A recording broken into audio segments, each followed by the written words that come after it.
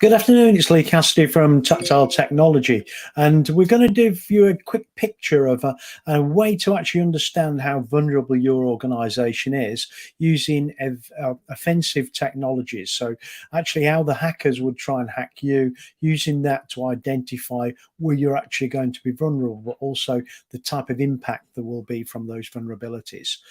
So let's try and think a little bit about vulnerabilities and what comes from that. So we all understand we have CVEs, which are the actual vulnerability that's been described. So somebody's identified a vulnerability and it's been registered. It's with a particular manufacturer's piece of software and the kind of vulnerability and what it can be used to do. So it could be used for some kind of remote code execution, or it could be used to create a backdoor into a system in some way. So that's the CV. It describes what it's about and gives you a picture of what you need to do to fix it. CVSS are slightly different. This is actually now giving you a severity score. So it takes that CVE and actually looks at how severe that impact could be. But it's not taking account how easy it would be for the hacker to get to it in the first place. So sometimes we spend all our time looking at the higher grade CVSSs and actually patching those across an estate where we never get round to patching everything because the volume is too high. A bit like the Fourth Road Bridge. Once you've got to one end, you're starting to paint at the other end again because it's such a large bridge. And it's the same for a lot of estates that you spend all your time patching and you never actually get there. You get patch blindness over a time. So critical thing is focus on the areas that need to be focused on. So that's what we're talking about with this technology. So it was developed in Israel. It was developed by one of the teams within the Israeli Defense Force because they had a limited number of people. They couldn't do the penetration testing they wanted to and check for vulnerabilities that they would like to do because they didn't have the number of people. They had about a tenth of what they wanted. So finding a way to do this meant looking at automation and those kind of tools. So what I'm going to do is share my screen and give you a picture of the kind of thing you can do with it. So at the moment, we're at the testing scenario section. If I clicked on new at the top here, I'm going to click on the screen there where it is rather than where I am. So I'm going to click OK to that. So what I can do is into different scenarios. And this particular scenario is a black box scenario.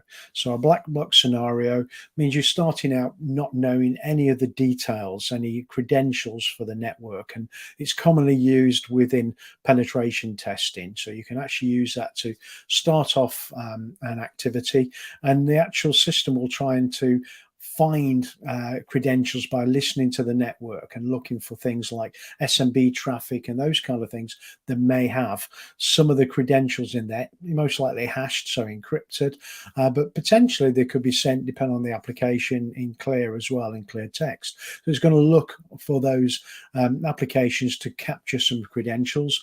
Once it's got those, it's going to find out what it can do with those credentials, and it'll try in different places.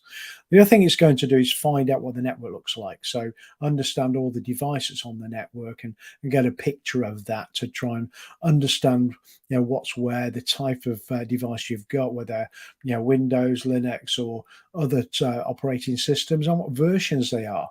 Because then what it's going to do is understand the kind of vulnerabilities that are open to it to try and exploit on those systems. So that's how we would kick off a different attack.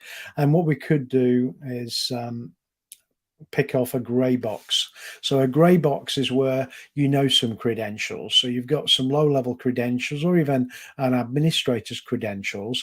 And what you're doing is looking at it from the basis that the hacker may have actually got hold of some credentials through some kind of phishing attack or social engineering and taking a look at your network's vulnerability if they had some of those credentials. So, see how that is. But there's also, some specific targeted things that we could do. And if we actually go into that, there are a number of things we can see. One of them is actually understanding if you're vulnerable to ransomware.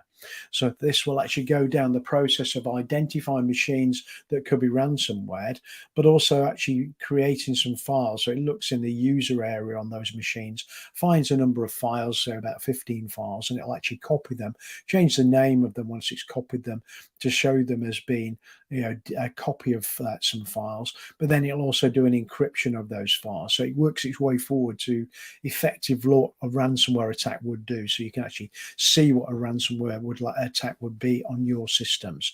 But again, it's all done in a safe way. The idea is safe by design, so you never actually come to any risk with your systems. None of them will go offline, and the actual impact on the network is negligible as well, with the amount of data that's transmitted across the network. You can also do some web surface attacks. If you've got some internal web applications, we can actually go and do an attack on a web surface and see how that is affected. We can also look at our Active Directory and the password strength assessment. So go and actually see who's meeting the requirements, but also how strong they are. Because just because you say you can't have, you've got to have particular characters, letters, numbers, and things, and special characters within a password, and it's got to be a certain length, doesn't mean that your users are going to not make it too easy for people. And quite commonly, they are very easy to find. Other critical vulnerabilities, we've got a variety of particular tests we can do. So what we're going to do is go and have a look at one we've done earlier. I used the term "eat your own dog food" in a post recently, and somebody actually made a suggestion. It's more like "sip your own champagne," but I'm sticking with "eat your own dog food" because if I expect you to look at any technologies that we're offering you or services, we really should use them ourselves to make sure that we understand how good they are and any challenge we have with them. So we've actually been testing our systems using this technology. And what I'm going to do is go into this completed black box test we did a couple of days ago.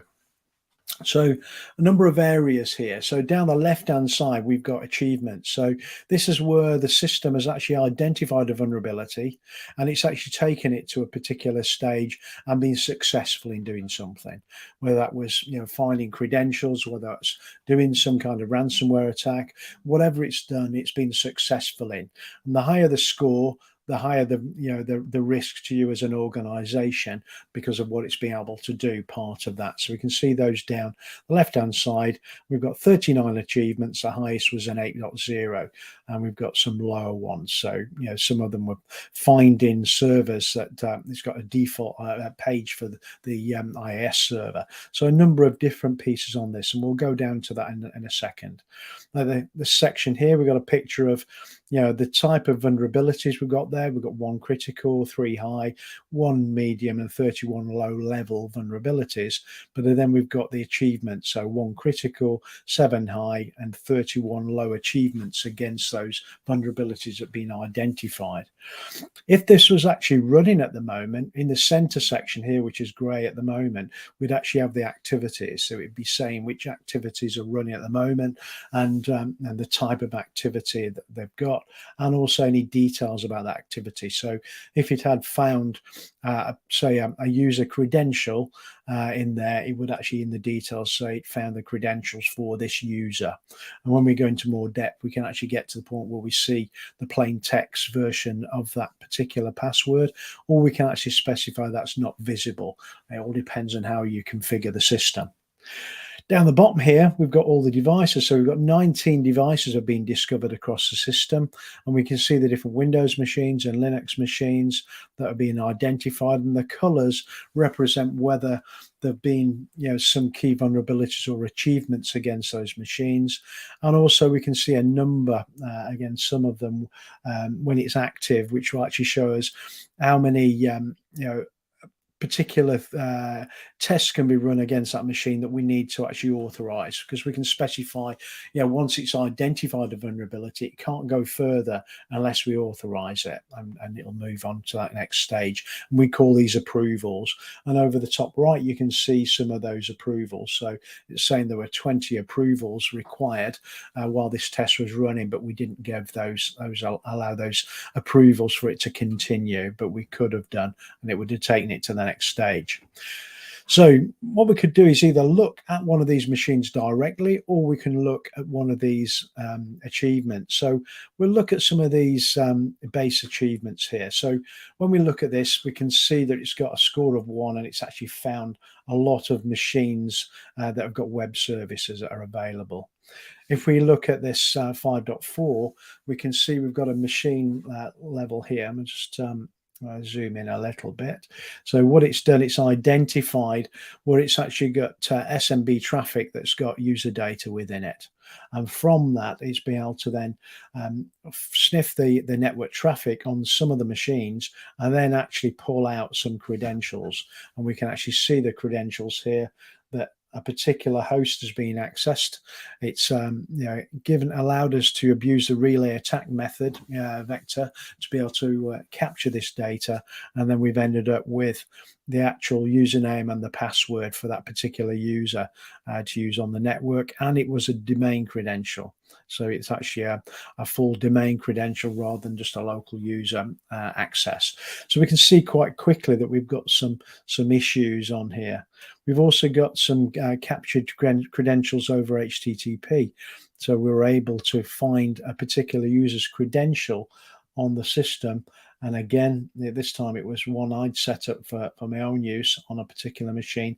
And we were able to force that authentication with a remote server as well using that. But if we looked at some of the CVEs for these, they're actually quite low level CVEs. So that was a 4.7 CVE that we'd actually used, and so a 4.7 CVSS scoring for that CVE, but we actually got quite a high level of access because of that. If we go up to this top where we've actually cracked a password, we started off with a 4.7 threat level for that CVSS score. But that allowed us then to capture those credentials. But then we were actually to take it to the next stage where we actually cracked that password on the system. So we use that hash, and using the CPU in the system, we've actually cracked it and understood what was wrong there. One of the third things we can do with this is we can simulate fixes. So I've selected this 4.7. If I click simulate fix, it'll actually show us what would change, and it would mean that that particular thing wouldn't be able to be achievable if we'd actually done the remediation. And we've actually got the remediation here, and we can actually go to a local copy of all of that detail for that remediation. So it explains exactly what we need to do to fix that problem. So, from this, we can quite quickly find out what vulnerabilities we have, but also what impact any of those vulnerabilities would have on us if they're actually exploited, rather than just, knowing the CVSS details for each one of them. So quite quickly you can get a better picture of what's happening. This was just give you a quick overview today. So hopefully that's given you a bit of an idea of what Pentera can do in a service, how it can identify particular vulnerabilities and then utilize those vulnerabilities to actually carry out, key attacks on your system. So understanding exactly where you're vulnerable, but also how you can actually remediate against those attacks quite quickly as well. What we'd like to do next time is actually show you a black box and a grey box attack, and that'll be this time, 2 o'clock next Monday. And what we'll do is we'll kick off a black box attack to start with, and then what we'll do is we'll pivot that into a grey box attack by putting some credentials against it, so you can actually see it live, what's happening, how it's looking across the network and identifying all the services on the network, but also then coming back with particular vulnerabilities that can be exploited, and then taking those exploits further to see if we can get to the point where we could either ransomware or do some other exploits on the system. One other thing to think about is the MITRE attack framework. And if you consider what normal traditional pen testing does, it only looks at the first level, the reconnaissance level within MITRE. So it's actually looking to see, how you are from a reconnaissance perspective and how you would be seen by a hacker from the outside world, when they've gone into that system. But what we can do with Pentera is actually take it much further than that. We can actually go into initial access. We can actually do execution. So that could be some remote execution or local execution of files on the system. We can also look at, getting persistence. We can create privilege escalation. So take some of those credentials we've identified and give ourselves much higher levels of privilege on a local system or across the domain. It could be across, a cloud-based infrastructure on Azure. Again, if we've got, say, AD credentials in Azure, and we can actually escalate those and get higher privileges on that system. We can look at different types of credential access we've got, finding information about whether we can actually brute force things, whether we can actually relay those credentials in hash form to be able to authenticate against different remote systems. We can also then discover the type of services that are available to us on the system, whether that's web-based services, whether that's file-based services, or even a network discovery. So go down the route that the hacker would do to actually gather more information and understanding about your organization before moving on to the next place.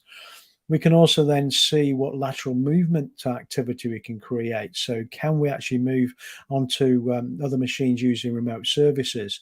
Can we do Windows remote execution? Can we create distributed components on the system and move ourselves across between machines on the network?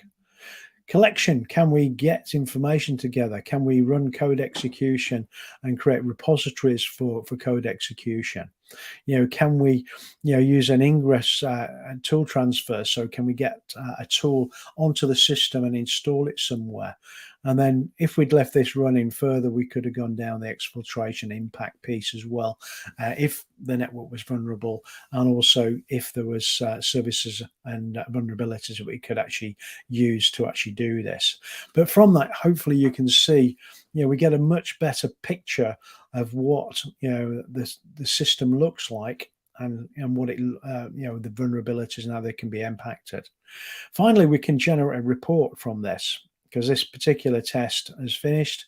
So we can actually look at the test, and it breaks it down into key areas, around an executive summary, giving you a picture of where you are at the moment from a resilience score, all the different resilience scorecard, and then it moves into some of the findings. So, the particular host machines that have been identified, the types of machines there were, some tests that were run, and gives us the picture of, how vulnerable we are with that test, the kind of things that can be achieved. So number one, a 4.7, hosts can be forced to authenticate by a rogue server. So we can see all of these, vulnerabilities, but also the achievements that are made using those vulnerabilities. And again, a lot of the vulnerabilities are using low-level CVEs scored vulnerabilities, but achieving very high levels of achievement on the system. Well, so that's my time over for today. So hopefully that's given you a picture of what you can achieve quite quickly with this technology. Next week, like I say, we're going to go through and give you an idea of what a black box test looks like. So we'll put in some basic information about the network, and we'll start it off. It's based on an assumed breach, this particular piece, but we can also do testing externally and see if we can actually get onto the system from the outside as well. But once we've actually got in and we've got that as assumed breach, what we can do is continue to, try and penetrate the systems and see how they look. The idea of this platform, though, is not only to run it once a year like a traditional pen test, it's actually to continually do it. So we can schedule the test to run weekly, bi-weekly, monthly, whatever we require based on the kind of information, the kind of systems we have. And then what we'll do is over time see how our readiness actually gets better as we remediate against all of those particular vulnerabilities have been identified and the achievements that have been made, with the test. Gradually, we should get more and more secure. And because we're continually running it, we'll see that hopefully stay there. The challenge is, though, that networks and infrastructure never stay still. We're always changing things, configuration changes, versions of software changes, users are brought onto the system and taken off. So we get that change will actually impact the security level. But because we're continually testing, it ensures that we actually identify any configuration issues or other vulnerabilities quite quickly, and we can deal with them and ensure that the safety of the network. So a couple of things to give you. One, if you want to talk about this further and you want to contact me, you can book a meeting using that URL. I'd suggest a 30 or a 60-minute meeting from that. It gives you options of 15, 30 and 60 minutes. So 30 or 60 minutes, because we will need a bit of time to discuss it. So pick one of those. It'll set up a Teams meeting for us and we can discuss it. The other thing is you can get all of my credentials on the this detail. So all of my contact details, I say credentials, actually my contact details. So you can get my telephone number, email address, all those details you might need to contact me through that. And then something else to think about is tomorrow at 2 o'clock, we've got a session, which I do regularly on a Tuesday, which is called In the Hot Seat, where we talk about someone's career. And it's actually we're going to see Ben Turnbull tomorrow, because Ben works for Pantera, so the solution provider that we've been talking about today. So if you want to join us at 2 p.m. tomorrow, we're going to talk through Ben's life and some interesting things. He spent 3.5 years of his childhood actually cruising around on a yacht. So that'll be interesting, and the life lessons he learned from that as a child. But we're also going to then go through his career, but then at the end of it, we'll talk about Pantera and where things are with Pantera at the moment. So please join me tomorrow at 2 o'clock with Ben Turnbull on our In the Hot Seat, or join me next Monday at 2 o'clock, where we'll actually go through a live black box test, which will pivot into a grey box test partway through, about 20 to 30 minutes, to give you a picture of what can be achieved with this automated testing for vulnerability, but also seeing how impactful those vulnerabilities are using offensive technology. And my background being military, we look at it from an offensive perspective. We've got to look at it that way to make sure that we're safe. If we always look at it from the defensive posture, it's not giving you an accurate picture of where you are. Thank you very much for joining us today. Hopefully we'll see you again soon. But that's the end of what we're doing at the moment. And I'll see you hopefully either tomorrow afternoon at 2 or next Monday at 2 o'clock. Thank you very much.